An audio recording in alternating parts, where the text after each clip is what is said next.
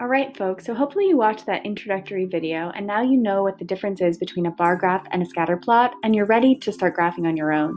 So I'm going to show you how to make a bar graph in 5 minutes or less, and we're going to start by doing the same thing that we did when we made our scatter plot, which is just organizing our data and creating a new sheet, and we'll call this one bar graph. So the question that I'm interested now in is whether or not these 3 species of plant that's represented in my data grow or were observed at different longitudes. So what I'm going to look at are the longitude values for these 3 trees. So I'm just going to copy over the species of plant and then the longitude. Easy enough. So the next thing that I need to do is separate out the data for my 3 species of plants.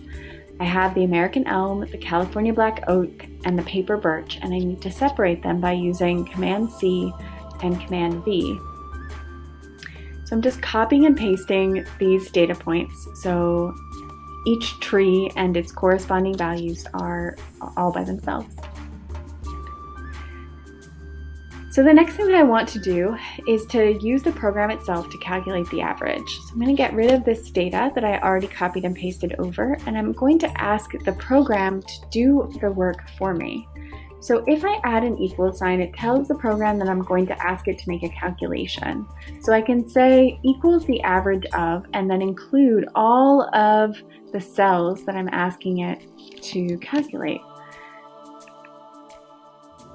So here, what I want to have typed is the average of open parentheses B2 to B48. And this is the average of all of the values in that column. Now I can do the same thing here. Now I want the average of D2 to wherever the cell is above me, D52, close parentheses. And I'll do lastly the same thing here, equals average, and here I'll do it by selecting the data so you can see both ways.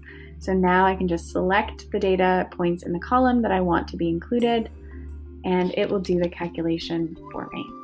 So now I have my 3 different average longitudes, and I have my 3 different species, but the program really is particular about the way that you organize your data. So what I'm going to do is I'm going to create 2 different lines separate from my initial data.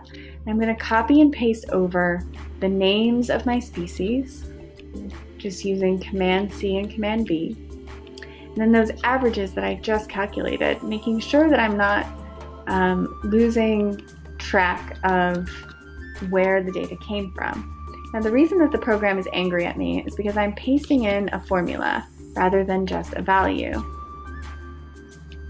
So be sure to use Command Shift V when you paste in, and that will take care of that problem. So now that I have all of my data ready to graph, the next thing I need to do is just insert a chart using this tool. Now the program is going to predict what kind of chart you want, and here it's predicted a column chart, which is exactly what we're interested in.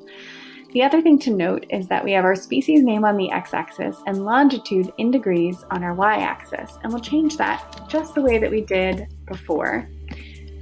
Here, what we're looking at is longitude of 3 different species of tree in Project Budburst. Now, sometimes the program will mispredict what it is that you would like to see, and so please note that there are other options here, and they're in the setup. So if it, for instance, predicts that you want a line graph or a pie chart, you can adjust to whatever it is that you're actually interested in viewing. So when we look at these 3 trees, what we notice is actually there's not a big difference in where these observations were taken. So the paper birch was slightly different in terms of its longitude, but overall these trees appear to have the same locations. Okay, the next bar graph that you will make on your own is comparing the same 3 species and looking at the diameter of breast height. Can you determine whether or not there are varied diameter at breast heights for these 3 types of trees? If you have any questions, I'm available in office hours, and I'll see you in person tomorrow.